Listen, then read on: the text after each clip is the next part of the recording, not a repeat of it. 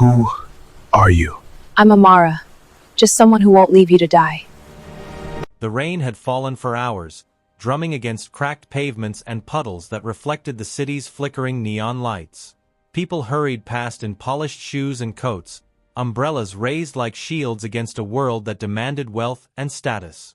And in the middle of it all, shivering, wet, and nearly invisible, was Amara, a 22-year-old orphan. Her hunger was familiar. Her loneliness was familiar. The harsh cruelty of the streets had been her only teacher. But tonight, a different kind of helplessness found her, one that would test everything she had ever endured. Hello, everyone. Before we dive into this story, I want to wish each of you a very happy new year. Party popper wherever you're watching from, comment below and let me know. I want to see all of your locations. Don't forget to subscribe to this channel so you never miss a story that touches the heart and stirs the soul. Now, let's begin. From the shadows, a man staggered, clutching his chest, coughing violently. He was tall, dressed in a coat that spoke of wealth, his expensive shoes slipping in the rain. Blood streaked the pavement as he collapsed, and the bustling crowd simply flowed around him. No one stopped. No one cared. Amara's heart clenched. She could not stand aside. She had nothing, no money, no car, no phone, yet she ran forward. Kneeling beside him, she pressed her hands gently to his shoulders, supporting his trembling body. "Please, stay with me," she whispered, her voice soft but resolute. "Someone has to help you." The man coughed again, eyes glazed and desperate. "Who are you?" he gasped. "I'm Amara," she said, her voice steady despite the pounding rain. "Just someone who won't leave you." Minutes felt like hours. She wrapped her thin shawl around him, murmured words of comfort, and pressed her hands to stop his tremors. Around them, the city moved on, indifferent, leaving the girl and the dying man in a bubble of cruel fate. Then, she noticed the faint glint of a designer watch on his wrist, the faint scent of fine cologne, markers of privilege she had only ever seen from a distance. But those signs of wealth meant nothing tonight. The man's life depended entirely on her courage and determination. Finally, sirens cut through the storm. Paramedics arrived, hurrying to the scene. Amara stayed close, insisting they listen as she explained what had happened. Her insistence was met with skeptical looks, but no one could deny the truth. She had saved his life. As the ambulance doors closed, the man's eyes fluttered open one last time. "Thank you," he whispered, barely audible over the sirens. I don't even know your name." "Amara," she repeated softly, letting the word carry in the night. "Just Amara." The rain continued to soak her to the skin, yet something inside her had shifted. In saving a man she barely knew, she had done more than survive. She had acted with courage, dignity, and humanity. Miles away, in a mansion that gleamed with wealth, the man's family was in chaos. Phones buzzed incessantly. Doctors whispered about his critical condition. His stepmother, Victoria, tapped her nails impatiently on the polished mahogany table. "How did he end up on the streets?" she demanded. "This shouldn't have happened. Not under my care." No one knew that the girl who had saved him, ragged, invisible, unheard, was now tied to their lives in ways they could never imagine. And for Amara, the streets she had known all her life had shown her a rare glimpse of fate, the fragile power of choice, the weight of life and death, and the faintest spark of a life that could change, if only she survived long enough to see it. Amara sat on the edge of a rusted bench in an abandoned lot, her soaked shawl wrapped tightly around her. Even as the rain slowed to a drizzle, the cold clung to her like a shadow she could never shake. The night after saving the stranger, she hadn't been able to sleep. Her mind was alive with questions, but more than that, memories. Memories of a life she had tried so hard to forget. She had been 12 when the first blow fell. Her mother's sudden illness, the hospital bills piling up faster than her father could pay, faster than anyone could care. By the time she returned from school one rainy afternoon, the house was empty. Her father gone. Her mother gone. Her little brother, Isaac, nowhere to be found. Only silence remained, thick and suffocating, pressing her small chest. The neighbors whispered, "Poor thing. All alone now." But whispers were meaningless when hunger gnawed at your belly and no one offered a hand. The first months were the hardest.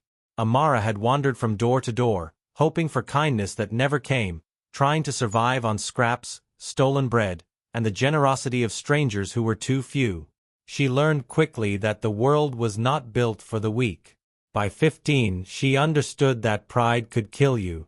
She had watched older girls get beaten for refusing to beg, older boys stolen from by gangs, families ripped apart by debt. She remembered the night a man had tried to rob her in an alley, only to flee when she refused to hand over a small bag with her meager belongings. That was when she realized her body could be a weapon, her courage her shield. Amara, a memory whispered in her mind. It was her mother's voice, soft and trembling, teaching her to pray. "Be strong, my heart. Be strong when no one else can be." It was a prayer she clung to every day. Her strength was not loud. It did not demand attention. It lived in the small acts of survival, sharing a crust of bread with another orphan, holding the hand of a frightened child in the streets, refusing to give in when life humiliated her. By 18, she had learned the rules of the city. Begging was dangerous. Stealing was dangerous. Sleeping on the streets was dangerous. But what she discovered even more sharply was the cruelty of humans who had everything. The glances of disgust, the words of scorn, the way they looked past her as though she were already dead. And yet, even then, she refused to bow. She refused to lose herself entirely to the bitterness that threatened to swallow her. "Why do you always help?" one boy asked her once, a boy who had tried to steal her bread and failed. They were huddled under a broken bus stop, sharing the warmth of an old cardboard box. He had a small scar on his forehead and 1,000 questions about life. "Because if I don't, then no one will," she had said simply, handing him a piece of bread. Her voice was quiet but certain. There was no shame in helping others, she believed, even when the world had been cruel to you first. And yet, helping others had its price. Amara had been beaten for intervening in street fights, chased for protecting younger girls from harassment, humiliated by guards at shops when she begged for leftovers. Every day was a test, every small kindness a rebellion against the weight of injustice that threatened to crush her. The city had a way of reminding her of her insignificance. She would watch the wealthy parade past in their cars, laughing with voices that carried over the streets like music, oblivious to the girl who had no shoes dry enough to wear and no coat thick enough to stop the cold. And still, she survived. She endured. It was on nights like these, alone in a corner lot with only the wind and the rain for company, that Amara let herself think of something she had almost forgotten: dreams. Not wealth, not comfort, not escape, but a life where she could matter, where someone could see her courage, her heart, her humanity. Her stomach rumbled. She rose, moving silently along the street, eyes scanning for scraps of food, anything to survive another day.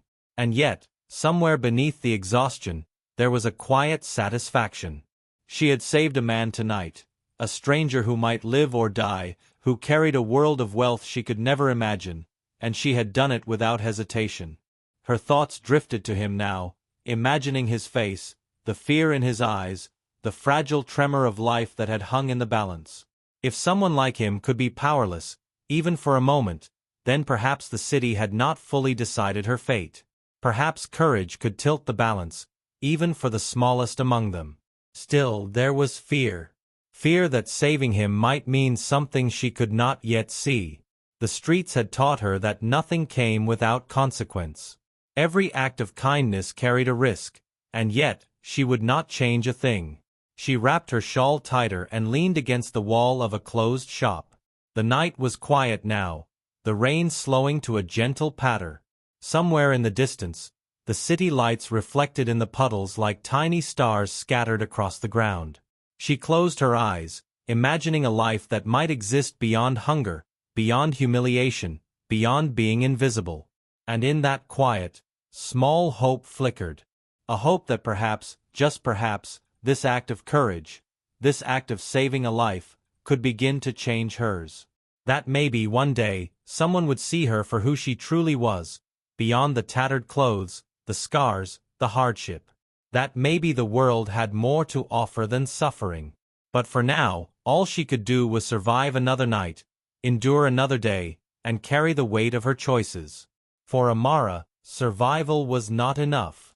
She wanted meaning. She wanted dignity. And she would fight for it, in a city that had never offered either freely. The sun had not yet risen when Amara found herself once again wandering the streets, the damp chill of the night still clinging to her bones. Her shawl was dry, but her spirit felt raw. The memory of the man she had saved lingered in her mind, and though she didn't know his name, only the faint glimmer of privilege that separated him from the world she knew, she could not shake the feeling that her life had just shifted. Something delicate, unseen, had been set in motion. But the streets had no time for subtle changes. Hunger and humiliation returned like clockwork, each morning testing her resolve anew. She moved carefully through narrow alleyways, avoiding the gangs that claimed corners like kingdoms and the police who treated the homeless like criminals. Her life was a careful dance between survival and integrity, and every step demanded vigilance. Her first trial of the morning came at the market. A fruit vendor, an older man with kind eyes, had offered her a small bag of oranges. She approached hesitantly, ashamed that she had to take from someone so generous. Before she could even speak, another woman, well-dressed and sharp-eyed, stepped forward. "You can't be taking charity meant for paying customers," she hissed, her voice cutting through the morning bustle. "Get out of here before I call security." Amara felt a flush of anger, but she didn't respond. She clenched her jaw and turned away, refusing to let shame overpower her. The injustice of the world was a constant companion, and she had learned that fighting with words rarely changed the hearts of those who already believed themselves superior. Instead, she moved silently to the next alley, swallowing both the bite of hunger and the sting of humiliation. Later, as she scavenged for scraps near a restaurant, she encountered another trial, this one quieter, more insidious. A young boy, no older than 10, had been cornered by a gang of older kids. They demanded his meager earnings from selling newspapers, shoving him and mocking him with every breath. Amara's instincts flared. "Leave him alone," she shouted, stepping between them. The gang sneered, sizing her up, laughing at the audacity of a frail girl standing against them. "You think you can stop us?" one of them spat. "You're nothing." "I'm something," Amara said, her voice steady, though her fists shook. "I may be nothing to you, but I will not watch you hurt him." A tense silence followed. She felt her heart hammer in her chest. The boy clung to her skirt, fear etched into every line of his small body. Finally, the gang backed away, muttering curses and threats, disappearing into the maze of streets. Amara knelt beside the boy, brushing his hair from his damp forehead. "You're safe now," she whispered. But the victory was bittersweet. Every act of courage she took drew attention and danger. Every small victory came with the weight of knowing the world could crush her at any moment. By afternoon, hunger gnawed at her again, sharper than ever. She returned to the abandoned lot where she often slept, hoping to find a scrap of bread or even a discarded wrapper. Instead, she found a man sitting on the same bench she sometimes claimed. A man in a uniform, official-looking, who gave her a long, appraising stare. "You're always here," he said quietly. "Do you live here?" "I sleep here," Amara replied, wary. "If I can." He nodded slowly, as though weighing her honesty. "This city, it isn't kind to people like you. It's cruel, unfair." Amara's throat tightened. She had grown used to the indifference of strangers, but sometimes, someone acknowledging her struggle felt heavier than the cruelty itself. "I know," she said softly. "I've learned to survive anyway." He nodded again, standing to leave, but paused. "Be careful. Not everyone will survive with your courage." The words lingered in her mind as the sun rose higher, bringing with it the harsh glare of reality. Amara's trials were relentless, each one testing her patience, her morals, her dignity. She had been humiliated, threatened, and ignored by the world she inhabited. And yet, despite the endless obstacles, she remained unbroken. That evening, as the sky turned pink and orange, she returned to the streets near where she had saved the man the night before. She watched as the city moved on, oblivious, and a quiet fury rose inside her. How many lives went unnoticed every day? How many people suffered quietly while others ignored them, too absorbed in their own lives to care? Her eyes fell on a small group of children huddled in a corner, shivering and hungry. Without thinking, she moved toward them, offering the little she had, a stale piece of bread and a comforting smile. They looked at her with wary hope, as though she were a flicker of light in a world that had taught them darkness. As she sat with them, sharing what little she had, she thought again of the man she had saved. Somewhere out there, he was lying in a hospital bed, perhaps surrounded by family, perhaps thinking of nothing at all. The contrast was unbearable, the stark injustice of life striking so clearly. And yet, she had done what she could. She had acted when no one else did. The night fell again, and Amara returned to her usual spot in the abandoned lot. Her stomach ached, her body shivered, but her spirit burned with quiet defiance. She had endured another day, faced down humiliation and danger, and yet had held fast to her principles. She had chosen courage over submission, integrity over bitterness, and humanity over despair. And in that quiet, her mind returned once more to the man she had saved. She did not know him, yet somehow he had entered her world. Perhaps fate had plans she could not yet see. Perhaps her small act of kindness would ripple outward, touching lives in ways she could not imagine. But for now, all she could do was survive another night, endure another day, and hold tightly to the fragile hope that her courage would not be in vain. The city was merciless, and the world often cruel. Yet Amara remained unbroken. The sun had set, leaving the city bathed in the golden red glow of evening.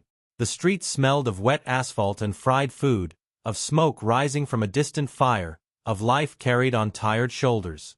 Amara moved silently, as always, her shawl wrapped tightly, her eyes scanning for both danger and opportunity, though the line between the two was nearly invisible.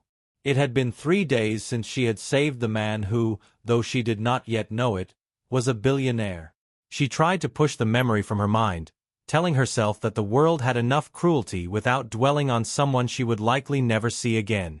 Yet, every night, his pale eyes haunted her, and a strange, impossible hope whispered that something had shifted. That night, hunger gnawed at her sharper than ever. She had found only a half-eaten loaf of bread discarded in an alley, which she shared with a boy no older than 12 who had been crying silently in the rain. He had no family, no home, nothing but a thin jacket and a small pack of dreams that could barely survive in the streets. She had given him the bread, and he had looked at her with something almost like reverence. "Why do you help me?" he asked, shivering. Amara knelt beside him, brushing a wet strand of hair from his forehead. "Because if I don't, who will?" Her voice was quiet but firm. "Even if the world forgets us, we have to remember each other." He nodded slowly, still shivering. She gave him what little warmth she could, her shawl, a comforting hand on his shoulder, and left him with a small instruction. "Stay here. Don't wander too far." As she moved on, her stomach twisting from hunger and fatigue, she caught sight of a white SUV slowing near the curb. Its windows were tinted, but she could see the faint outline of a man inside. Something about him stirred a familiar recognition deep in her chest. Her heart thumped, both with fear and an impossible hope. The SUV paused, and a door opened. 2 men in suits stepped out, scanning the street carefully. Amara instinctively ducked behind a dumpster, her pulse racing. She knew nothing about them, but instinct screamed that danger had arrived, wrapped in the gloss of power. Suddenly, one of the suited men called out, voice sharp, "We're looking for her. The girl who saved Mr. Chukwuma." Amara froze. Her heart stopped. Her mouth went dry. Mr. Chukwuma? That was the man she had saved. The realization hit her like a hammer. The man who had struggled for his life on the street, whose chest had trembled in her hands, was not just anyone. He was one of the wealthiest, most influential men in the country. She considered running, disappearing into the shadows like she always did. But curiosity, that strange spark that had never left her, rooted her to the spot. She peeked from behind the dumpster as the men moved closer. "You saw him on the street?" one of the men asked sharply. "Yes." Amara's mind screamed at her to stay silent, to protect herself. "What do I even say? That I saved him? That I didn't ask for anything? That I am invisible?" The second man hesitated. "This is serious. Mr. Chukwuma has asked personally to meet her. He owes his life to her." Her pulse raced. Owed his life to her? Amara swallowed hard. "He doesn't even know me. He doesn't know who I am. And yet, he owes me?" The men left, but the knowledge lingered, heavy and impossible. For the first time in her life, Amara felt the strange weight of unseen power, the weight that came from a single act of courage, a single act of humanity, rippling far beyond what she could imagine. The next day, she moved cautiously. She knew that the city did not forgive carelessness, and she did not yet know if the billionaire would bring her fortune or danger. She kept to the shadows, sleeping where she could, avoiding the areas of the city where gangs and police alike would see her as prey. Every step was a careful balance, and yet, beneath it all, hope began to unfurl like a fragile flower in the dirt. Then, on the third day, it happened. A young man, not much older than 25, approached her near a crowded intersection. His suit was expensive, but worn in a way that suggested he had walked many streets himself. His eyes were sharp, searching, but not unkind. "Amara?" he asked, voice gentle but firm. She froze, clutching her shawl. Who wants to know?" "My name is Tay," he said carefully. "I work for Mr. Chukwuma. He asked me to find you. He wants to thank you, properly." Amara felt a knot of fear tighten in her chest. Gratitude from a stranger she did not know could not be trusted, especially one from a world she had never belonged to. Yet, beneath the fear, there was a flutter of something else. Recognition. That someone was seeking her, that someone was willing to cross barriers for her, was almost too much to believe. Why now?" she asked quietly, unsure if she even wanted an answer. "Because he cannot forget," Tay said. "He believes what you did was extraordinary. You saved his life when no one else would, and he wants to make sure you are safe and recognized." Amara's eyes filled. Recognition. That word, so simple, so ordinary for the rest of the world, carried a weight she had never known. She had spent her life invisible, silenced by poverty, dismissed by every authority, ignored by every passerby. And now, suddenly, someone of unimaginable wealth and power owed her existence. But even as hope rose, so did fear. She knew the world that had rejected her would not let this be simple. Wealth and power could bring protection, yes, but also scrutiny, danger, and compromise. The very act that had saved a life could also unravel her in ways she could not yet see. "Will he hurt me?" she asked, her voice trembling slightly. Tay shook his head. "No. He's different. He owes you everything. But you must decide if you want to step into a world that will not forgive your mistakes." Amara's mind raced. Every street she had walked, every danger she had survived, every humiliation endured, they all led to this moment. And yet, the choice was hers. To accept recognition, to step into a world she had never imagined, or to remain invisible, safe but unseen, in the only home she had ever truly known, the streets. She looked at the bustling city around her, the indifferent crowd moving like a tide she could never swim against, and for the first time in years, she felt a strange calm. Courage had carried her this far. Integrity had kept her alive. And perhaps, just perhaps, it could carry her into a future she had never dared to imagine. Amara sat on the edge of a low wall, her hands wrapped tightly around her knees as the evening breeze swept through the city streets. The faint glow of streetlights painted her in a muted gold, but it did little to warm her shivering body. Her stomach protested, her body ached, and yet her mind was consumed by thoughts of the man she had saved. The man who was no ordinary stranger, but Mr. Chukwuma, a billionaire whose world she could scarcely imagine. She had spent the day hiding, watching from the shadows as Tay, the man sent to find her, moved through the city.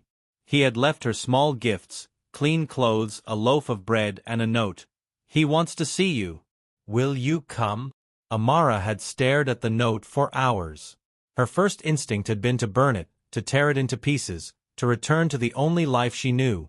One where no one could betray her, no one could humiliate her, and no one could demand anything of her. But curiosity, stubborn and relentless, gnawed at her like hunger. And more than curiosity, there was a quiet, unacknowledged hope that perhaps her act of courage, her act of saving a life, could ripple beyond the streets, beyond hunger, beyond cruelty. That perhaps, just perhaps, recognition did not have to come at the cost of her soul. When she finally stood, the decision heavy in her chest, Tay was waiting. He didn't speak immediately. He simply watched her, the faintest hint of a smile tugging at his lips, as though he could sense every question, every fear, every hope she carried. "Shall we?" he asked, gesturing toward the sleek black SUV that gleamed under the streetlights. Amara's throat tightened. She nodded once, and they moved together. Every step toward the vehicle was a step away from the life she had known, away from the streets that had taught her survival, courage, and the fragile grace of integrity. Inside the SUV, the world felt impossibly foreign. Plush leather seats, air-conditioned comfort, the faint scent of polished wood and expensive cologne. Every detail screamed wealth, privilege, a life she had only glimpsed from afar. Amara's hands tightened in her lap, and her knuckles whitened. When they arrived at the mansion, the scale of it nearly took her breath away. High walls, fountains, marble floors that glimmered under warm lights, artwork she couldn't name. All of it spoke of a world untouched by struggle, untouched by the injustice she had endured daily. And yet, she had saved the man who lived here. That simple human truth made the entire opulence feel less like a barrier and more like a backdrop to something she had never known: being seen. They led her to a quiet room. Mr. Chukwuma lay in a hospital bed, pale and still, his breathing steady but fragile. Machines beeped softly, monitoring a life that had nearly ended on a rain-soaked street. He opened his eyes slowly as she entered, and when they met hers, something inside him softened. "Amara," he said, voice barely above a whisper. "You saved me. I don't know how to thank you." Her throat tightened. "I didn't do it for thanks," she said, her voice quiet. "I didn't even know you. I just couldn't leave you there." His lips curved faintly. "And yet, because of your courage, I am alive. And because of that, I must ask something of you." Amara stiffened. Every instinct screamed caution. She had survived the streets by trusting no one, by giving only as much as she could afford, which was almost nothing, and by keeping herself small. To hear someone in power ask something of her now felt like a risk she had no right to take. What do you mean?" she asked. He looked at her with intensity, a weight of gratitude, expectation, and something else she could not name. "I need someone I can trust, someone with integrity. Someone who has faced the world's cruelty and survived it without losing their humanity. I want you to help me with something important, but it will ask a sacrifice from you." Amara's stomach churned. Sacrifice. The word carried memories of hunger, of nights spent shivering, of moments when she had given everything and received nothing. And yet, there was a strange pull in her chest, a whisper that perhaps this was the moment where courage met opportunity, where integrity could shape something bigger than herself. "What kind of sacrifice?" she asked, her voice firm despite the quiver beneath it. You must leave the streets behind for a time, he said. You must enter a world you don't yet understand. You must expose yourself, your story, your life, your strength, to people who may not appreciate it, who may try to humiliate you or take advantage of you. But your choices, your courage, could change everything for others. Not just me. Others. Amara's mind reeled. The streets had taught her everything she knew about survival, about dignity, about the cost of kindness. And now, she was being asked to risk it all. Her anonymity, her fragile safety, her control over a life she had clawed back from despair, for something she could barely imagine. I don't know if I can, she whispered, tears threatening to fall. I've survived this long by being careful, by staying invisible. What if I fail? Mr. Chukwuma's gaze softened, almost painfully. Courage is not the absence of fear. It is acting in spite of it. I cannot promise it will be easy. I cannot promise you will be safe. But I can promise that if you choose this path, your life will matter in ways it never has before. Amara swallowed hard. Every muscle in her body screamed to retreat, to flee back to the streets that had been cruel but familiar. But somewhere deep inside, beneath hunger, beneath fear, beneath every scar the city had left on her soul, a quiet resolve began to stir. She had always given what little she had to others, even when the world ignored her. She had always acted with integrity, even when no one watched. And now, perhaps, that courage could carry her into something larger. A chance to see that her life, her choices, her sacrifices, could mean more than mere survival.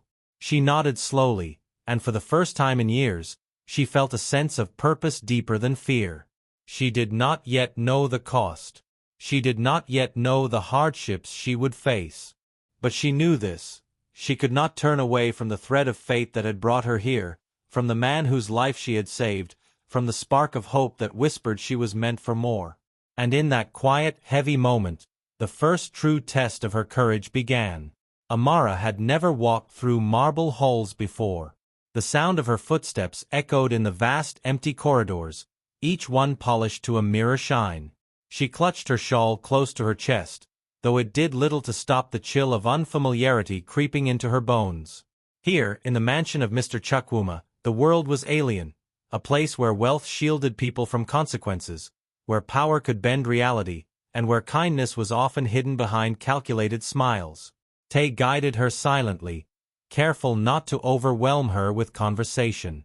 They passed rooms filled with priceless art, shelves stacked with books she could not read, and windows that offered views of gardens so vast they seemed to stretch to another world. The sheer scale of it all made her feel small, but also, strangely, seen.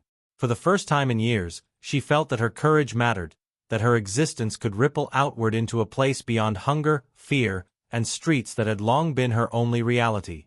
Amara, Tay said finally, breaking the silence, you will meet people here who are not used to honesty. Some may try to exploit you, to manipulate your goodwill. Others may be kind, but in ways you are not familiar with. You must trust your instincts. Nothing here is as it seems. Amara nodded, swallowing the lump in her throat. She had survived the streets, and yet, the streets had been honest in their cruelty. Here, everything felt coated with a veneer of civility that could hide sharp edges. Their first meeting was with Mr. Chukwuma's assistant, a sharp-eyed woman named Victoria, the same stepmother Amara did not yet know would be a looming shadow in this story. Victoria's gaze measured her from head to toe, a faint smirk playing on her lips. "So, you are the girl who saved him," Victoria said, her tone casual, yet tinged with scrutiny. "I've heard quite a story." "Yes," Amara replied quietly, trying to keep her voice steady. I only did what anyone would." Victoria's eyes narrowed, though she said nothing more.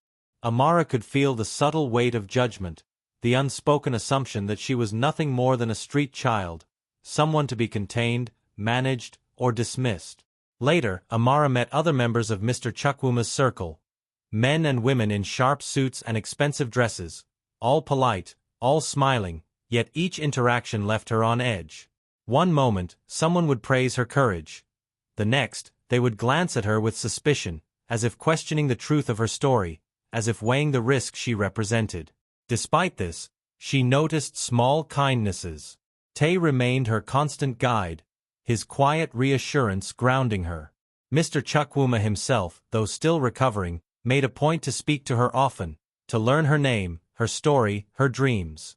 He listened with patience, never condescending, never rushing her, even as the mansion around them whispered wealth, power, and danger in equal measure. But the true test came when she was asked to help in a charitable project, one that would bring her face to face with those who wielded wealth carelessly. Amara was tasked with meeting families in need, people whose lives had been shattered by circumstance. She carried baskets of supplies, spoke to mothers who had lost everything, and comforted children whose eyes held both despair and a faint glimmer of hope. It was supposed to be a simple act of compassion, yet it quickly became a minefield of subtle betrayals. A wealthy donor, impressed by her courage, suggested she should learn to adapt before she could be trusted with more responsibility. Another whispered that she might be taking advantage of Mr. Chukwuma's gratitude, questioning her motives with a polite smile that barely masked suspicion. Amara felt anger rise, but she swallowed it down. She had survived far worse than whispered judgments, and she would not let anyone, even in this world of privilege, question her integrity. She carried herself with quiet dignity, refusing to let the smiles of doubt or the sharp edges of privilege pierce her resolve. And yet, the slow reveal of Mr. Chukwuma's intentions began to surface. In private conversations, he spoke of his plans. Not for profit, not for power, but for change, for building something meaningful with those who had been invisible, dismissed, or forgotten. He wanted someone who had lived the margins, someone who could guide him, challenge him, and ensure that his wealth did not become another weapon against the powerless. "You understand the risk, Amara," he said one evening, as they overlooked the mansion gardens. The air was crisp, and the city lights shimmered below like 1,000 fireflies. "I am asking you to step into a world that does not forgive mistakes. But I believe your courage, your integrity, can do what I cannot. Together, we can make a difference." Amara felt a lump rise in her throat. His words were sincere, yet heavy with expectation. Every act she had taken in the streets, every small courage that had kept her alive, had led to this moment. She realized in that quiet, reflective moment that her first true sacrifice had already begun. Leaving the streets she knew, risking the only world that had ever understood her, stepping into a life of scrutiny and responsibility she had never asked for. But the mansion also held dangers she had not anticipated. Victoria, his stepmother, watched her like a hawk, her words thinly veiled weapons. The other staff tested her patience, deliberately challenging her knowledge, her manners, and her resolve. Each day was a trial, each interaction a negotiation of dignity. Yet, through it all, Amara remained steadfast. Her courage had been forged on the streets, honed in hunger, fear, and injustice. And now, for the first time, it was being tested on a stage larger than she had ever imagined. One night, as she prepared to leave the mansion for a meeting with local families in need, Victoria's voice stopped her in the hall. "You think you belong here, don't you?" Victoria said softly, a dangerous calm in her tone. "You may have saved him once, but that does not mean you are one of us. Do not forget that, girl." Amara swallowed hard. She had expected cruelty, yes, but the precision of this threat cut deeper than a shout ever could. She did not answer, merely nodded, and continued down the hall. The weight of her decision pressed down on her. To step into this world, she would need to endure more than hunger or cold. She would need to withstand calculated contempt, hidden manipulation, and the invisible chains of privilege wielded like weapons. As she stepped out into the night, carrying supplies for families in need, she felt the invisible thread that connected her to Mr. Chukwuma Titan. She had saved a life. That life now intertwined with hers in ways she could not yet fully comprehend. And though fear threatened to overwhelm her, she also felt the first taste of possibility. That courage, integrity, and sacrifice could ripple outward, changing not only her fate, but the fate of countless others. The mansion was quiet that evening, bathed in the soft amber of chandeliers and the occasional shimmer of city lights through floor-to-ceiling windows. Amara stood near the balcony, watching the distant streets she had once roamed so freely. The wind teased her hair, brushing against her cheeks, carrying with it the faint scent of rain and the faint echo of her old life. For 3 weeks, she had moved cautiously through this world of wealth and influence, learning the rhythms of a life that had once seemed unimaginable. She had attended meetings with Mr. Chukwuma, visited families in need, and navigated the subtle, often invisible, threats of people like Victoria, the stepmother whose cold gaze lingered even when no one else watched. Each day had tested her patience, her integrity, and her courage. Tonight, however, would be different. Mr. Chukwuma called her to his private study. The room was quiet, save for the soft ticking of a grand clock and the faint hum of the city beyond. He looked frail, still recovering from the night on the street, yet his eyes held a sharpness that made Amara straighten instinctively. "Amara," he said, his voice calm but heavy, "I need your help with something critical. It will not be easy, and it may demand more from you than anything you have faced." She nodded slowly, feeling the familiar mix of fear and resolve. She had survived the streets, survived hunger, humiliation, and danger. And now, she was being asked to confront a challenge that was not physical but moral, a test of character and sacrifice that could shape not only her fate but the lives of others. "There is a family," he continued, "whose lives have been destroyed by a man in my company, someone I trusted. They are on the brink of losing everything. I cannot intervene openly without exposing my company, but I can send you.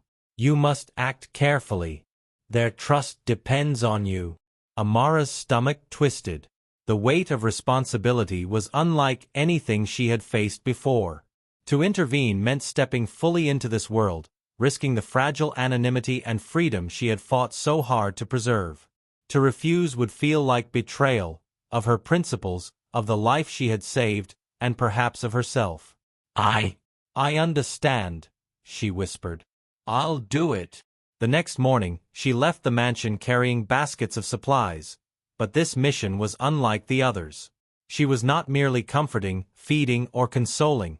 She was a messenger of justice, a bridge between the powerless and a world that often ignored them. The family she visited lived in a crumbling apartment, one of many in a neglected part of the city. The mother, thin and weary, clutched a small child to her chest, while the father sat with his head in his hands, defeated by debts and threats. Amara knelt beside them, offering the supplies and listening to their story. Every word they spoke echoed the injustice she had known all her life.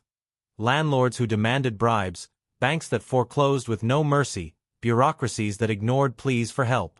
She felt a tightness in her chest, the same one she had felt every time the world had turned its back on her. "I can help," she said quietly, looking at each of them. I know someone who can make this right.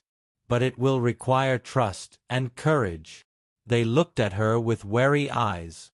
"Who are you?" the mother asked. "Why would you care?" "I'm just someone who won't turn away," Amara said, her voice firm despite the fear twisting her stomach. "But to help you, I need you to trust me completely. You must follow my instructions, even if they seem strange, even if it's uncomfortable." The family hesitated, their eyes searching hers for deception. But Amara held her gaze, steady and unwavering, and slowly, they nodded. Over the next several hours, Amara orchestrated a delicate intervention. She negotiated with the landlord, navigated the bureaucracies, and confronted the subtle manipulations of those who sought to exploit the family's vulnerability. Each step demanded tact, patience, and a moral clarity that left her drained, but resolute. She felt the weight of Mr. Chukwuma's trust on her shoulders, the fragile hope of this family, and the invisible eyes of those who doubted her at every turn. By evening, she had secured temporary relief for the family, a small but meaningful victory. The parents wept, holding their children close, gratitude shining in their eyes. And for the first time in a long while, Amara allowed herself to feel the quiet, burning satisfaction of making a tangible difference. But the cost of this victory became clear when she returned to the mansion. Victoria was waiting, her expression a mask of polite curiosity and barely hidden disdain. "You think you've done something remarkable today?" Victoria asked, her voice calm, almost taunting. "You've exposed yourself. You've made yourself visible. And for what?" "Gratitude from people who will never be able to repay you." Amara swallowed hard, the weight of fatigue pressing against her resolve. She had chosen courage over comfort, integrity over safety, and humanity over self-preservation. Yet, Victoria's words reminded her that every choice in this world had consequences. Every act of bravery made her vulnerable, every display of kindness a potential target for manipulation or humiliation.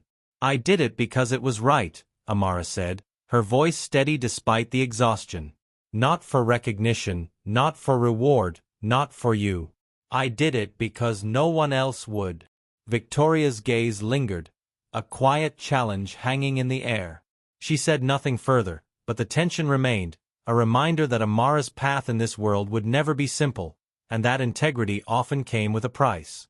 That night, as Amara sat alone in her small room in the mansion, she reflected on the day's events.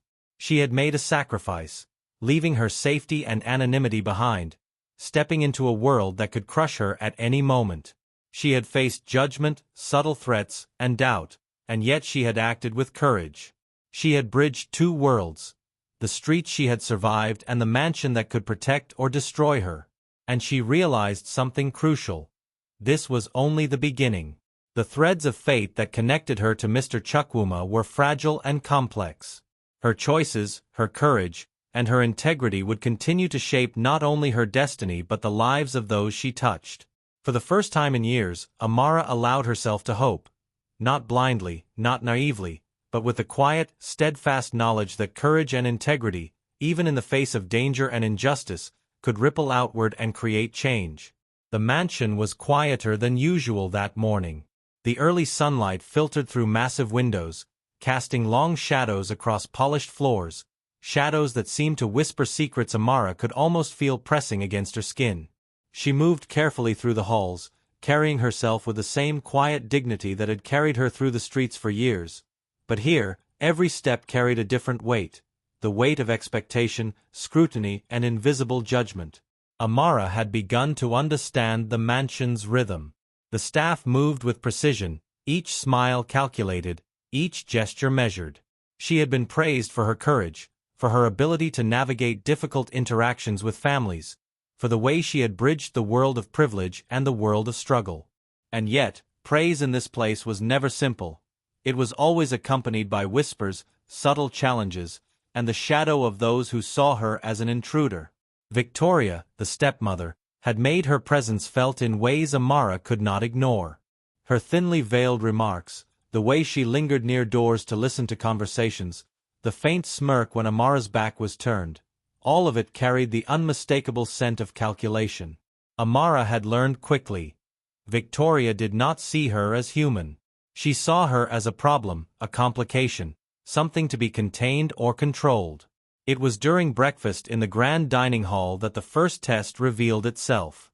Victoria sat across the table, a perfectly poised figure in designer clothes, her eyes scanning the room until they rested on Amara. "You've done well," Victoria said, her tone smooth, almost conciliatory. "But you must understand something. This world, it is not the streets. Here, appearances matter more than deeds. One mistake, one lapse, and everything you've done could be dismissed." Amara met her gaze evenly. "I understand," she said quietly. "I do not need others to recognize my deeds to know they are right." Victoria's lips curved slightly, a smile that did not reach her eyes. "We shall see." The warning hung in the air like a thin, invisible wire, and Amara felt the familiar twinge of tension coil in her chest. She had survived so much outside these walls: hunger, humiliation, danger, even despair. But here, in this gilded cage, the stakes were subtle, insidious, and relentless. Later that day, Mr. Chukwuma called her to his study. His face was pale but his eyes were bright, filled with a rare warmth that seemed to hold the weight of gratitude and concern.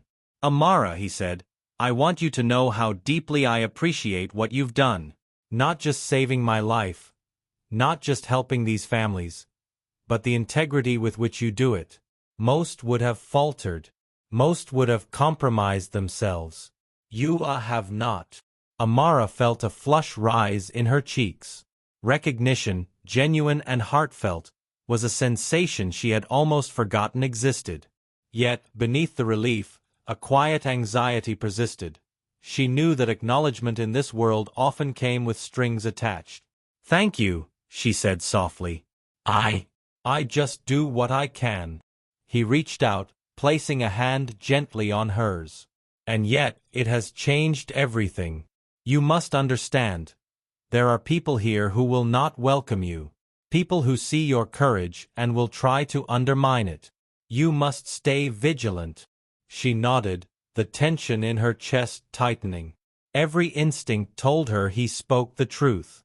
Courage, she had learned, often attracted envy and resentment as much as admiration. That afternoon, as she walked through the mansion's gardens delivering supplies to a family Mr. Chukwuma had quietly arranged to support, she felt the first real weight of her moral choices. The family's gratitude was palpable. Tears, embraces, whispered thanks. And yet, Amara's mind could not rest. Each act of kindness carried exposure. Each victory a potential invitation for manipulation. And then she saw it, Victoria, standing at the edge of the garden, watching. Her expression was unreadable, but her eyes were sharp, calculating. Amara's stomach twisted. She knew instinctively that Victoria was plotting, that every word, every gesture was being measured for impact. Later, back in her small room in the mansion, Amara reflected on the events of the day. She had helped, she had acted with integrity, and yet she felt the invisible tension pressing against her. She realized something crucial. The mansion was not merely a place of refuge or opportunity. It was a battlefield, one where morality and courage were tested in ways that were subtle, invisible, and relentless. She thought of the family she had helped, of the gratitude in their eyes, and a quiet determination settled over her. She would not allow fear of scrutiny, of manipulation, or of subtle sabotage to deter her from doing what she knew was right. She had survived the streets, faced down cruelty, and upheld her integrity in the face of unimaginable hardship. She would not surrender now. As night fell and the mansion's lights glimmered softly against the dark sky, Amara felt the threads of her life stretching taut. The invisible connection between her courage and Mr. Chukwuma's world was growing stronger, and with it came both opportunity and danger. Victoria's shadow loomed, subtle yet insistent, but Amara felt a quiet resolve that had been forged in the streets. She would not bow, she would not compromise, and she would not forget the principles that had kept her alive. The mansion was heavy with silence that morning, a quiet almost too thick to breathe. Amara had grown used to its vast corridors, the polished floors, the hushed tones of staff navigating a world she had never belonged to. Yet today, every step felt like walking on thin glass, fragile and dangerous. She sensed that something was shifting, though she could not name what. It began subtly. A misplaced word here, a look there, hints of disdain cloaked in civility. Victoria had been observing her more closely than ever, her gaze sharp and calculating. Amara noticed the way she lingered during meetings, the faint curl of her lips when Amara's contributions were praised by others, and the thinly veiled attempts to undermine her authority when interacting with families or staff. At breakfast, Victoria's words cut deeper than any insult. "You must understand, girl," Victoria said smoothly, her voice coated in sugar. "Trust is fragile. People will use kindness as weakness. One misstep, and everything you've built here can unravel." Amara kept her expression calm, though her pulse quickened. She had learned in the streets that danger often came wrapped in politeness, and power often hid cruelty behind smiles. "I understand," Amara said quietly. "I've survived worse than whispers." Victoria's smirk was brief, but the message was clear. She was watching, waiting, plotting. Later that day, Amara was called to a meeting with Mr. Chukwuma in his private study. His face was drawn, his hands trembling slightly as he poured tea. "Amara," he began, his voice low, almost hesitant, "there are things you should know, things about my past that you may not understand." Amara felt a chill. She had begun to piece together the mansion's politics, the subtle manipulations, the invisible threats. But now, she realized, the stakes were higher than she imagined. There were secrets here. Secrets that could change everything she thought she knew about the man she had saved. "When I was younger," Mr. Chukwuma continued, "I made choices that caused suffering. People lost jobs, families suffered, mistakes I didn't see until it was too late. I've tried to make amends, but some debts can never truly be repaid." Amara listened quietly, her heart heavy. She had never known wealth, nor the complex moral weight it could carry. And yet, she recognized something in his words, the quiet, painful burden of responsibility. It was a different kind of suffering than hers, but suffering nonetheless. "I want to do more," he said, his gaze fixed on hers. "But I need someone I can trust implicitly. Someone who understands both the pain of the powerless and the responsibility of those who have power. I need your guidance, Amara." The enormity of his request settled on her like a physical weight. She had already sacrificed so much, leaving the streets, exposing herself to scrutiny, facing subtle threats from Victoria and others. And now, she was being asked to bear another responsibility, one that could place her directly in the path of power, manipulation, and betrayal. Her first test came sooner than she expected. That afternoon, Victoria intercepted her in the hallway, her tone casual, almost warm. "You've made quite an impression, girl," Victoria said, tilting her head.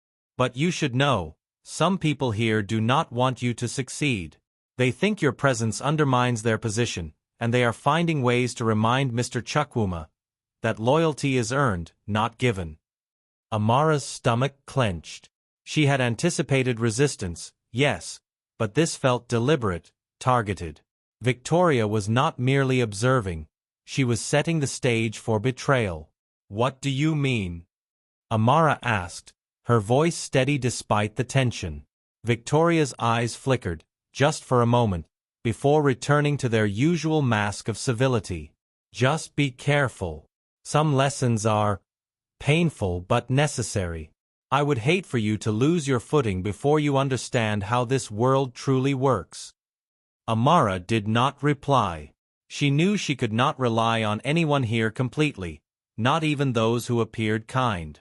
She had learned that survival required vigilance, integrity, and the courage to act even when unseen forces sought to manipulate or harm you. The next day, the first betrayal struck. A manager at one of Mr. Chukwuma's charitable projects deliberately misrepresented Amara's guidance to a family in need, causing confusion and anger. The family accused Amara of being dishonest, of misleading them. She faced the brunt of their frustration. Alone, the subtle smirks of staff who had watched the chaos unfold without lifting a finger. Amara's hands shook slightly as she calmly explained the situation, ensuring the family understood her intentions. She did not retaliate against the manager, though every instinct screamed at her to expose the deceit. Instead, she relied on patience, clarity, and the quiet power of truth. By the evening, the misunderstanding was resolved, but the lesson was clear. Courage alone was not enough. Wisdom, patience, and restraint were required in this world. That night, she returned to her room exhausted, her body aching from tension and anxiety. She thought of the streets, where danger was immediate and tangible. Here, betrayal was subtler, hidden behind smiles, gestures, and whispered words. She realized that navigating this world required not only strength of character but also a keen awareness of the invisible currents around her. Yet even in the weight of betrayal and manipulation, there was hope. Mr. Chukwuma's gratitude and trust had not wavered. He acknowledged her efforts, valued her insight, and relied on her integrity. And slowly, she began to see the ripple effects of her courage. Families helped, subtle changes in the mansion's politics, small victories that carried meaning far beyond what she had imagined. But Victoria's shadow loomed larger with each passing day. Amara understood that her next choices would demand more than patience. They would demand sacrifice, moral clarity, and the courage to stand firm in a world that tested every principle she held dear. As she sat by the window that night, the city sprawled below like a tapestry of light and shadow. Amara made a quiet vow. She would not falter, she would not compromise, and she would face every test with the integrity that had carried her from the streets to this world of wealth, power, and hidden truths. The mansion was unusually still that morning. Even the grand fountain seemed to murmur softly, as if aware of the tension that hung in the air. Amara walked through the long corridors with quiet purpose, carrying a bundle of supplies for a family in desperate need. Her footsteps echoed against marble, but she felt no fear, only the steady pulse of determination, the same pulse that had carried her through nights of hunger, cold, and despair.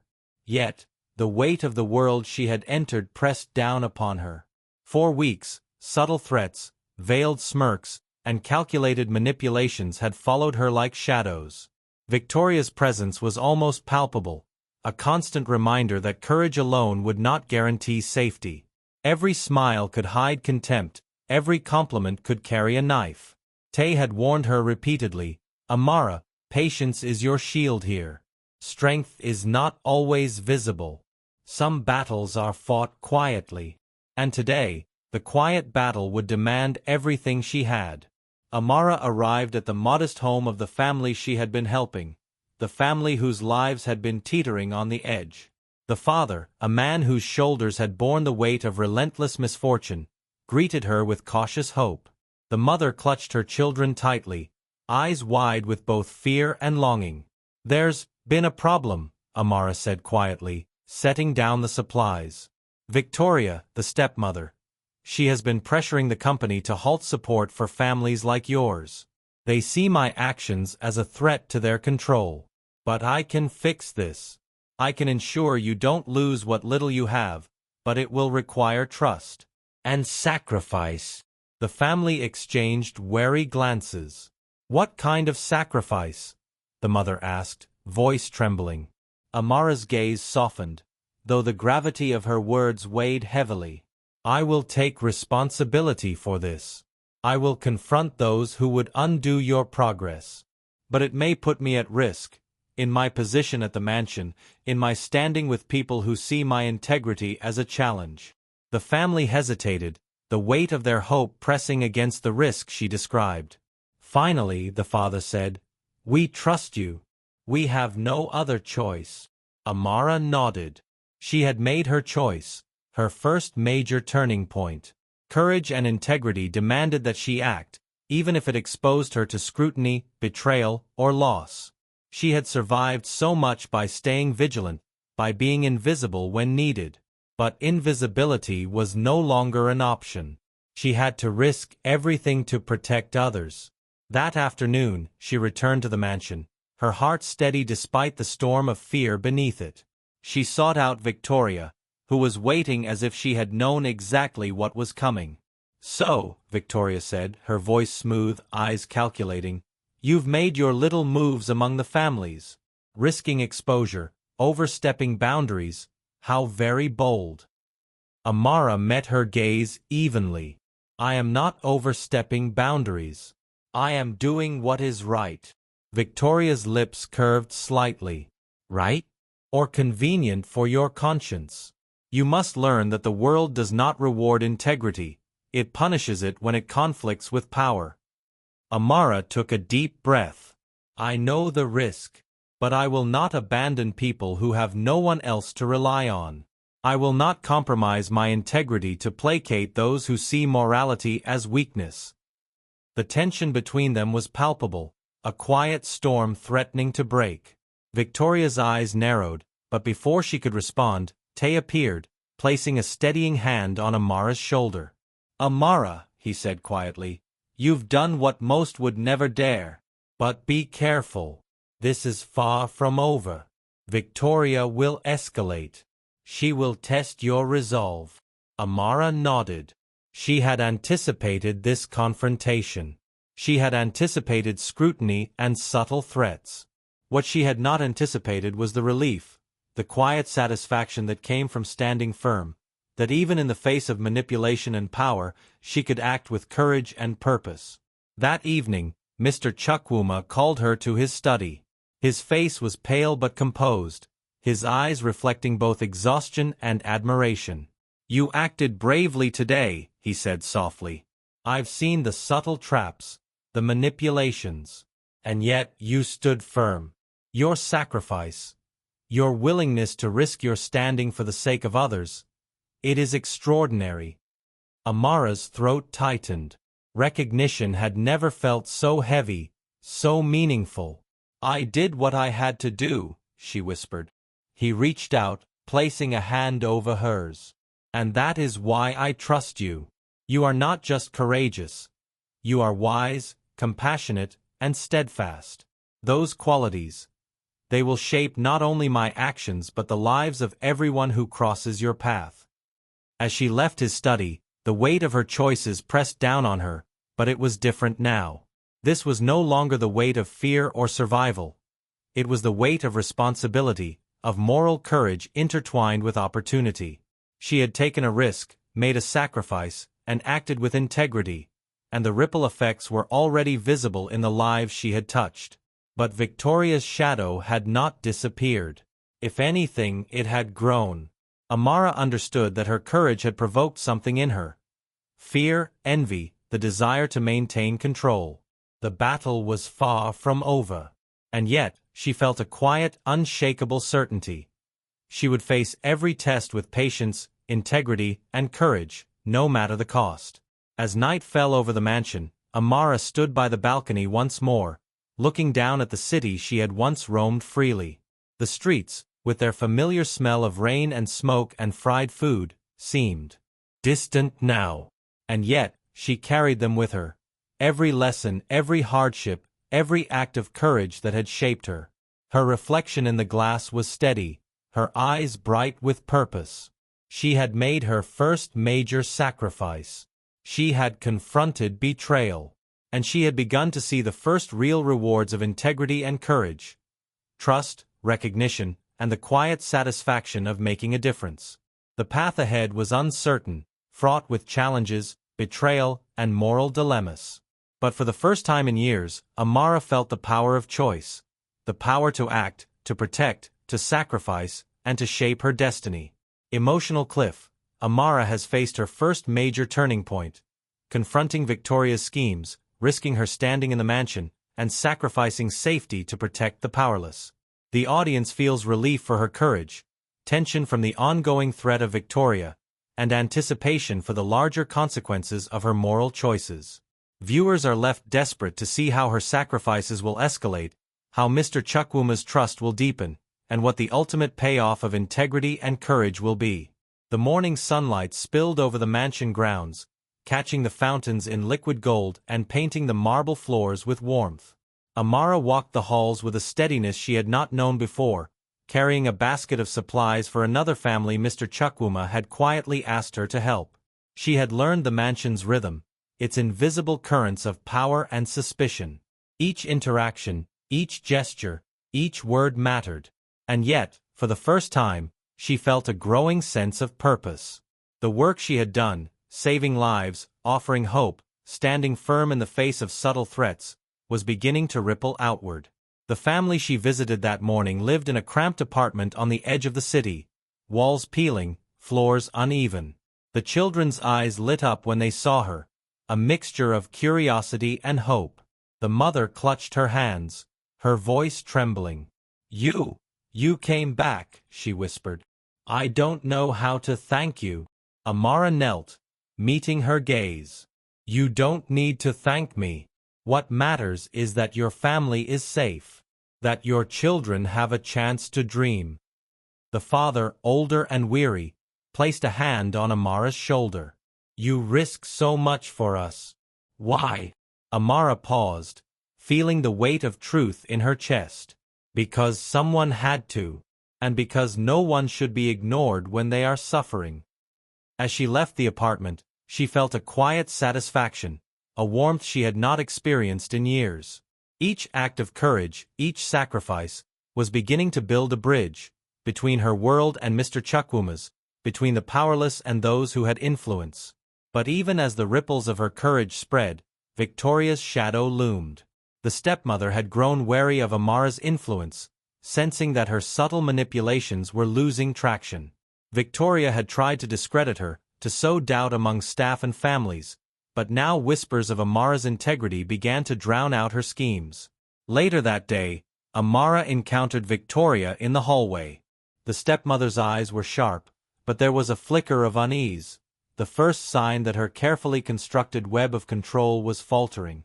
"You've become noticeable," Victoria said, her voice smooth but carrying a dangerous edge. "People are starting to talk. They are starting to trust you." Amara met her gaze steadily. "I am not here for recognition. I am here to do what is right." Victoria's lips tightened, and she turned sharply, leaving without another word. The tension in the hallway lingered long after she had gone, but Amara allowed herself a quiet smile. Courage, patience, and integrity were winning in ways that power alone could not suppress. Back in the mansion, Mr. Chukwuma called her to his study. His face bore the marks of recovery, but his eyes held a calm strength. "You've done more than I could have imagined," he said, voice quiet but firm. "The families, the staff, even the people who doubted you, they have seen your integrity. You have changed things here, Amara. Not through power, not through wealth, but through courage and humanity." Amara's throat tightened. Recognition had always been complicated for her, but this was different. This was validation, not of wealth or status, but of character. "Thank you," she whispered. "I only do what I can." He reached out, his hand steady on hers. "And yet, what you do cannot be measured. You risk yourself, your comfort, your safety, and still you act. That is why I trust you completely, and why I will continue to rely on you, not because of your position, but because of your courage." That evening, as the sun dipped behind the city skyline, Amara stood on the balcony, gazing out at the streets below. She thought of the families she had helped, of the children who now had hope, of the quiet strength that had carried her this far. And she realized something profound.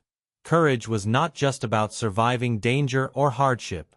It was about acting with integrity, even when invisible, even when unrecognized, even when threatened by those who sought to manipulate or harm. In the quiet of the mansion, another truth revealed itself. Victoria's subtle schemes, the whispered doubts, the veiled threats, the careful undermining, were beginning to unravel. Staff who had once feared the stepmother's disapproval now quietly followed Amara's guidance. Families she had helped spoke of her with gratitude, reinforcing her influence. Even Mr. Chukwuma's allies, once indifferent or suspicious, began to see the strength and reliability in her choices. Amara understood that her first true victory was not the gratitude of the family she had saved, nor the recognition from Mr. Chukwuma, but the realization that courage and integrity could ripple outward, changing minds, hearts, and the course of events. Her actions were creating a quiet revolution, one that did not shout, but persisted. Yet, as the night deepened, she knew the road ahead would not be without challenges. Victoria remained a presence, calculating and persistent, and new trials awaited. Tests that would demand more courage, more sacrifice, and more moral clarity. Still, for the first time in her life, Amara felt a steady confidence. She had faced danger, betrayal, and subtle manipulation. She had made sacrifices that tested her resolve. And she had begun to see the tangible impact of her actions. Courage, she realized, was not merely a choice. It was a force that shaped the world around her. As she looked out over the city, Amara whispered a quiet vow to herself.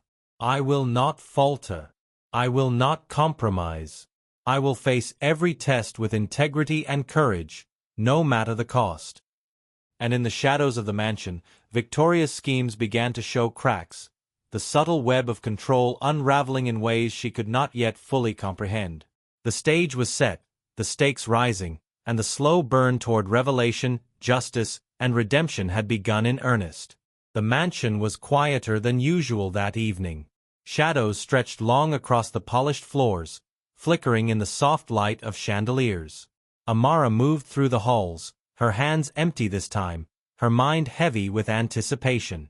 She had felt it all week, a tension that prickled at her skin, the subtle signs of something about to break. Victoria had grown increasingly bold. Her whispers had grown sharper, her veiled criticisms more pointed, her smirks more pronounced. Staff who once followed quietly now shifted uneasily when she entered the room, betraying the cracks in her control. Amara could feel the storm gathering, even if its first drops had yet to fall. It began in the study. Amara had been called by Mr. Chukwuma for a meeting, one that would set the course for the mansion and the lives connected to it. She entered to find Victoria already there, a picture of calm calculation, but Amara saw through it. Her pulse quickened, the air thick with unspoken tension. "Amara," Mr. Chukwuma said, voice steady but grave, "I've been reviewing recent actions regarding the charitable projects. There are discrepancies. Reports that suggest mismanagement, interference, and obstruction. Victoria has raised concerns that merit investigation." Victoria's eyes flickered, just briefly, before she masked it with composure. "I am simply ensuring that everything operates efficiently," she said smoothly. "It is important that the family's needs are met without disruption." Amara's heart sank for a moment, but she steadied herself. She had anticipated this. The stepmother's schemes had been subtle, but not invisible. She had evidence, conversations, observations, subtle patterns that revealed deliberate manipulation. "I believe there has been deliberate obstruction," Amara said calmly, meeting Mr. Chukwuma's gaze. "Some families received conflicting instructions. Some were misled about support. These were not mistakes, they were intentional, and they have caused unnecessary suffering." The room fell silent. Victoria's composure cracked for the briefest of moments, a flicker of panic passing through her eyes before she forced it away. Mr. Chukwuma leaned back, his gaze heavy with thought. "Amara, are you certain?" "I am certain," Amara replied. "I have documented the incidents. I have observed the patterns. I have spoken to those affected. Victoria's actions have undermined the work we are trying to do." A long pause followed. The weight of truth hung in the room, heavier than any chandelier or marble floor could ever be. Finally, Mr. Chukwuma's voice broke the silence.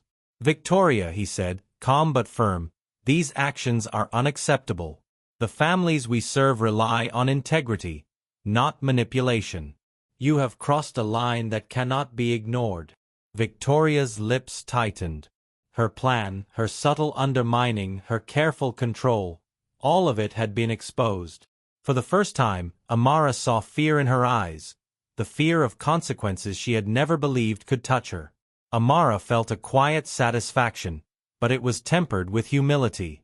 She had not acted for recognition, revenge, or triumph.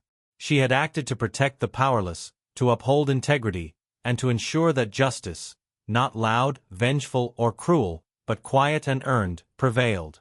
"Your position will be reviewed," Mr. Chukwuma continued, "and the families affected will receive proper support. Integrity, Amara, must guide all our actions, no matter how uncomfortable or inconvenient it may be." Amara's chest tightened.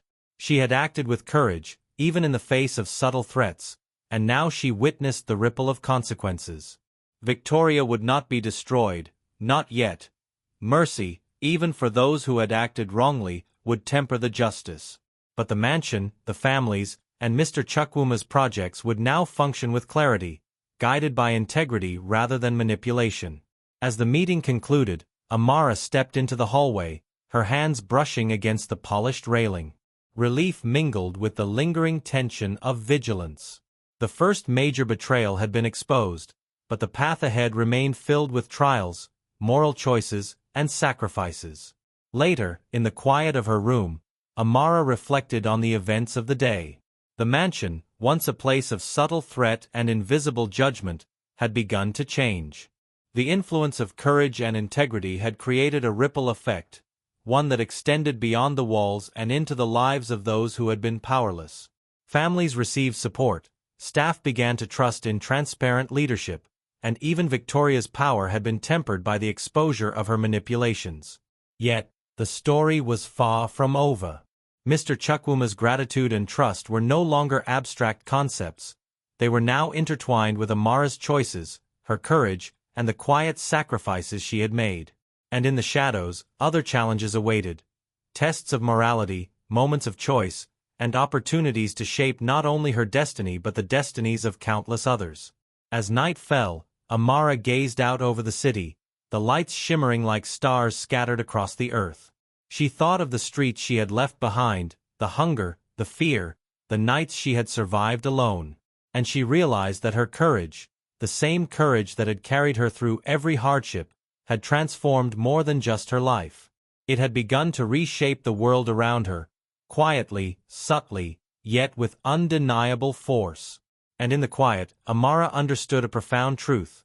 Integrity and courage could bend even the heaviest of shadows, that mercy could coexist with justice, and that true power lay not in wealth, manipulation, or control, but in the steadfast pursuit of what is right. The mansion lay quiet under the soft glow of evening lights, the city beyond shimmering like a river of stars. Amara walked its halls with steady steps, but her heart carried the weight of the knowledge she had finally uncovered.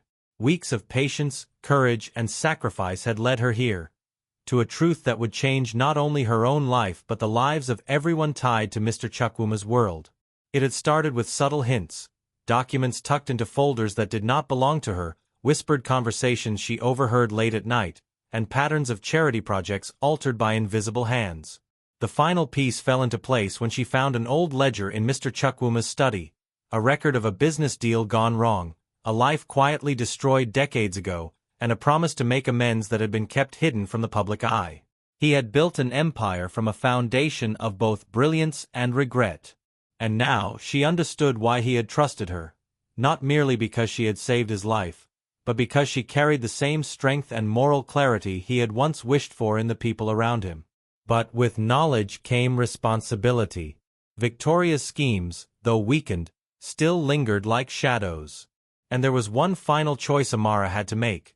She could expose every deceit, every manipulation, ensuring that justice was served, or she could act with mercy, tempering consequences with understanding, a decision that would divide anyone who judged it. That evening, she found Mr. Chukwuma in his private study, the man she had once saved, the man whose hidden truths now stood before her. "Amara," he said, voice calm but heavy with emotion, "you have done more than anyone could ask. But there is one thing I must ask of you. One decision only you can make." Amara's chest tightened. She had anticipated this moment, yet the weight of choice pressed on her like a stone. "It concerns Victoria," he continued. "She has caused harm, but I am inclined to offer her a chance at redemption. I cannot decide for you whether mercy should accompany justice." Amara thought of the families she had helped, the subtle influence she had brought to the mansion, and the lessons she had learned from surviving the streets. She thought of Victoria's cold ambition, the harm she had caused, and the delicate balance of power in the mansion. After a long, quiet moment, Amara spoke. "Mercy does not mean ignoring wrongdoing," she said softly. "It means giving someone the chance to see the consequences of their actions and choose a different path. Victoria will face the truth of her schemes, and she will have to live with them. But I will not destroy her. That is not justice. That is vengeance. And I am not her judge. I am here to protect what is right." Mr. Chukwuma nodded, a flicker of pride and relief in his eyes. "Your courage, your wisdom, it surpasses even what I imagined." The following days were a quiet revolution. Families received the support they had been denied. Staff began to follow Amara's guidance openly, empowered by the integrity and compassion she had consistently demonstrated. And Victoria, for the first time, faced the weight of her actions. She remained in the mansion, her ambition tempered by subtle rebuke and the knowledge that she had been exposed. She was granted mercy, a chance to change, though whether she would seize it remained unknown. Amara, meanwhile, had gained something far greater than recognition or influence. A sense of moral clarity, the satisfaction of earned justice, and the knowledge that her choices had ripple effects far beyond herself. She had acted with courage, patience, and integrity, even when it risked everything. And in doing so, she had transformed not only her world but the lives of countless others. As night fell over the city, Amara stood once more on the balcony of the mansion. The streets below, once her world of hardship and survival, glimmered with the quiet beauty of possibility. She thought of every choice, every sacrifice, every act of courage that had brought her here. And she whispered a quiet vow to herself, a vow that would guide her for the rest of her life. I will not compromise what is right for what is easy. I will choose courage over fear, integrity over convenience, and mercy over vengeance, even when the path divides hearts and minds alike. The wind carried the quiet promise outward, across the city, across the lives she had touched. And in the quiet, reflective calm, the mansion, and the world it represented, began to feel lighter, warmer, transformed not by wealth, but by the strength of one young woman's moral courage. As this story comes to an end, take a moment to sit with it. Not the wealth, not the mansion, but the choices that were made when no one was watching, and the cost of doing what is right when it would have been easier to walk away. If this story moved you, challenged you, or made you feel something deep inside, then it has done what it was meant to do. Thank you for staying until the very end. Your time matters, and I don't take it lightly. If you haven't yet, subscribe to this channel so you don't miss the next story. Each one crafted to remind us of patience, dignity, and the quiet power of humanity. And as you go on with your day, carry this thought with you. Sometimes, the greatest recognition doesn't come from being seen, but from knowing you chose compassion when the world expected cruelty. Until the next story, stay human.